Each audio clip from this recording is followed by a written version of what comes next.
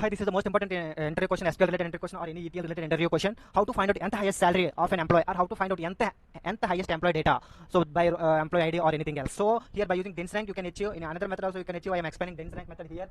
See, let's see. Like select star from, and I am writing inner query, correlated query. Select employee ID, and by dense rank method I am using dense rank method. Here I am taking employee ID column instead of salary because I didn't have salary column in my table. So if you have employee ID, salary ID column, you can take salary column. So employee ID and alias name I am giving alias as R from employees table.